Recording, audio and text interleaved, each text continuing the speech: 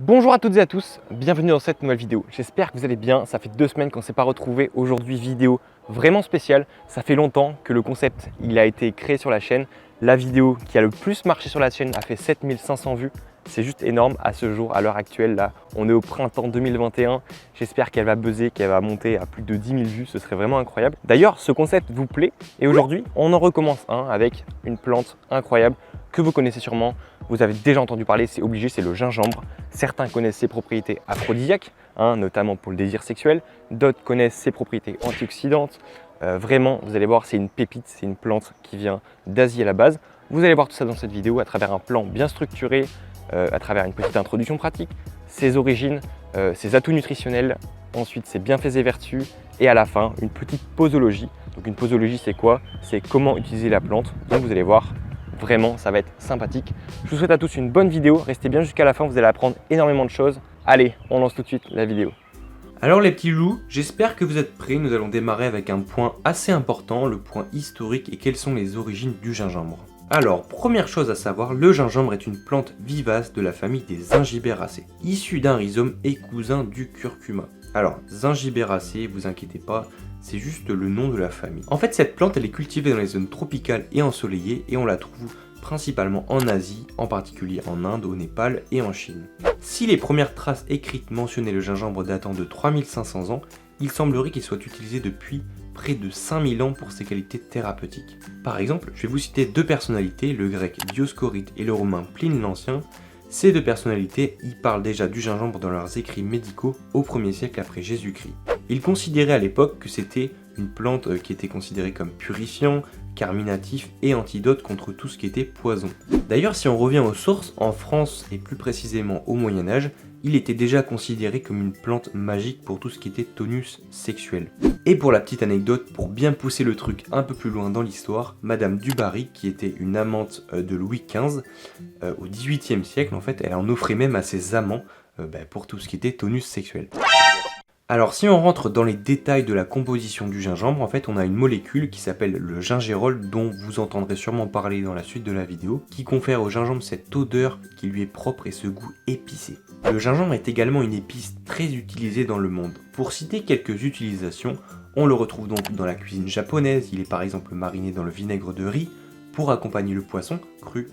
On peut aussi le retrouver en Inde pour préparer le masala et le vindaloo, qui sont respectivement un mélange d'épices et un plat réputé en Inde. Alors maintenant qu'on a vu tout ce qui était anecdotes croustillantes, origine du gingembre, nous allons directement passer aux atouts nutritionnels qui sont vraiment énormes et importants pour citer après bien évidemment tout ce qui est bienfait et vertus du gingembre. Alors comme je vous disais dans l'introduction, le gingembre est un rhizome, c'est-à-dire une racine souterraine et comme tous les rhizomes, il est très riche en amidon. Ici, le gingembre, il est riche à 60% en amidon. Pour prendre un exemple simple, c'est 3 à 4 fois plus que la pomme de terre. Vous vous rendez compte? Il contient également 10% de lipides, donc tout ce qui est graisse, de l'huile essentielle et une résine qu'on appelle oléorésine. Les constituants majeurs de l'oléorésine, qui contribuent à la sensation de chaleur ressentie lors de sa consommation, sont au nombre de 3. Le gingérol, le paradol et le shogaol. Retenez bien ces 3 petites molécules, on va en reparler juste après. Le gingembre est par ailleurs l'un des aliments les plus riches en antioxydants puisqu'il en contiendrait une quarantaine. Certains d'entre eux seraient libérés sous l'action de la chaleur, ce qui le rend encore plus efficace lorsqu'il est cuisiné. Il faut savoir qu'il contient aussi plusieurs vitamines comme la B1, B2, B3 et C. C'est également une excellente source de manganèse et de cuivre, des oligo-éléments indispensables au bon fonctionnement de notre organisme. Alors tenez-vous prêts, nous arrivons enfin à la troisième partie de cette vidéo qui va citer tout ce qui est bienfaits et vertus du gingembre. Est-ce que vous êtes prêts pour écouter tout ce qui va suivre? C'est très important, prenez des notes, vous allez voir, c'est vraiment sympathique. Pour tout ce qui est études scientifiques, vous retrouverez les liens en description. Moi je vais dérouler mon texte et puis on va voir tout ça ensemble. Alors premièrement, je voulais vous parler d'un point notable, le gingembre en fait il soulage tout ce qui est troubles digestifs. Alors pour commencer, j'ai trouvé une super étude à ce sujet, vous allez voir, je vais vous présenter tous les résultats. C'est le gingérol et le shogaol, donc les molécules qu'on a parlé juste avant, contenues dans le gingembre qui lui conféreraient ses propriétés antiémétiques, c'est-à-dire agissant contre les nausées et les vomissements. Donc pour information, ces études ont comparé les effets du gingembre en poudre à un placebo. Le gingembre serait également efficace pour stimuler la sécrétion de bile ainsi que celle de différentes enzymes digestives, facilitant la digestion des repas lourds et riches. Alors petite mini conclusion voilà que je trouvais vraiment sympathique à vous citer, pour tous ceux qui ont le mal de mer ou le mal des transports en général, vous allez voir, croquez-moi un petit bout de gingembre en guise de chewing-gum avant de partir et vous m'en direz des nouvelles.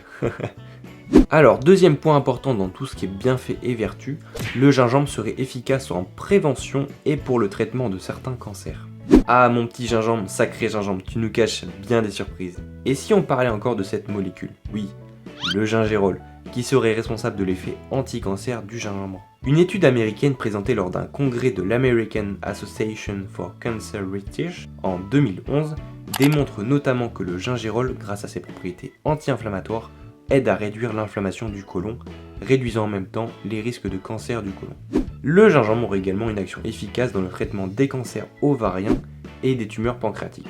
Donc troisième point important, le gingembre a un effet anti-inflammatoire. Vous rappelez-vous des trois petites molécules qu'on a citées précédemment, le gingérol, le shogaol et le paradol. Eh bien écoutez, ces trois molécules-là sont encore une fois responsables d'un très bon effet sur l'organisme, un effet anti-inflammatoire. La consommation régulière de gingembre serait ainsi très efficace pour soulager les douleurs liées à l'arthrite ou encore au rhumatisme inflammatoire. Quatrième point important, le gingembre régule la glycémie. Encore une fois, une très belle étude sur laquelle je me suis appuyé a encore une fois démontré l'effet bénéfique sur la glycémie sanguine et l'hémoglobine glyquée, qui sont les marqueurs du diabète de type 2, pour une consommation de gingembre quotidienne. Alors quand on parle de consommation quotidienne, en fait dans cette étude, elle nous parle de 3 grammes de poudre pendant 8 semaines chez des personnes diabétiques. Et cette étude démontre que le gingembre augmenterait l'absorption du glucose par les cellules musculaires et régulerait ainsi la glycémie sanguine. N'est-ce pas incroyable? Alors on arrive enfin au dernier point de tout ce qui est bienfaits et vertus. Est-ce que le mythe s'avère vrai sur l'effet aphrodisiaque du gingembre? C'est ce qu'on va voir juste après. Alors messieurs, je suis désolé, mais je vais casser le mythe selon lequel le gingembre est aphrodisiaque, puisqu'en fait il n'y a aucune étude scientifique qui l'a prouvé. Et oui messieurs, cette renommée viendrait de la sensation de chaleur et de bien-être qui résulte de sa consommation, liée à un léger effet stimulant de la circulation sanguine. Mais de là à prétendre qu'il stimule le désir sexuel, il n'y a qu'un pas, que nous ne franchirons pas, pour la petite anecdote. Et oui, messieurs, j'en suis désolé, mais je vous ai cassé votre mythe. Allez, on a assez rigolé, mais maintenant on va passer à la 5e partie de cette vidéo, la posologie. Et oui, la posologie, parce que c'est bien beau d'avoir tous les bienfaits et les vertus du gingembre, mais comment on va l'utiliser? Eh bien écoutez, on va voir ça tout de suite. Alors notre cher petit gingembre, il va être utilisé sous différentes formes et de différentes façons. En interne, on le consomme en tisane, frais, râpé, en teinture mère ou en poudre. Et en externe, on va l'utiliser plutôt sous forme d'huile essentielle ou de teinture mère, en friction ou en cataplasme. La posologie recommandée pour une action efficace va de 500 mg à 1500 mg par jour de poudre, ou l'équivalent en gingembre frais, soit environ 10 g à 12 g en tranches ou râpées. Et voilà, c'est déjà la fin de cette vidéo, mais attendez, avant de partir, j'ai quelques petits trucs à vous dire.